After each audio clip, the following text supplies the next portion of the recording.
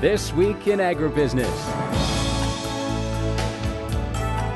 Serving America's most essential industry with agriculture broadcasters Max Armstrong and Orion Samuelson. And featuring agricultural meteorologist Greg Solier. This Week in Agribusiness is brought to you by ADM. Hello again. Welcome to This Week in Agribusiness, where we have a full plate, Max. Well, the women of agriculture, of course, are playing prominent roles. What about women in agribusinesses across America? You hear a lot about a glass ceiling in business and industry. Is there one in agribusiness? Our Janelle Aust recently attended a meeting where much of that was on the agenda. Well, Max and Orion, there was a lot of excitement generated here at the first ever Women in Agribusiness Conference. The event, held in New Orleans, was an opportunity for women throughout the ag value chain to network and share their knowledge. From panel discussions to town hall meetings, it also gave an opportunity to the next generation of women to meet these accomplished leaders and hear more about the changing role of women in ag. I think this is the greatest industry in the world, and I think that as an industry we don't do a great job about telling that story.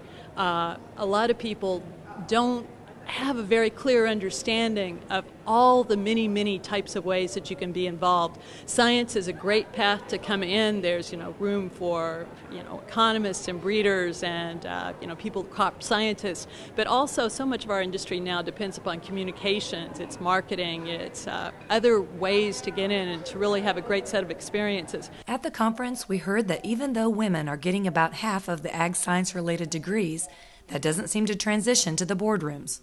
In a survey done for the conference, respondents said less than 15% had women on their executive boards. We spoke with showmen about what women that have blazed the trail can do to help those just starting out in their careers. Well, I think some of it is to tell the stories and also to be very encouraging. It's for those of us that have been in the industry for a long time. I think this morning in the program we've heard so much that often we're the only woman in the room. And that's an interesting place to be. One, it gives you a great chance to make a difference, but in working with younger women, just to be so clear about them that the great opportunities that exist, but also, though, to give them some of the tough advice, which says that you're going to have to go out and actually take initiative here. You're going to have to get out of your comfort zone.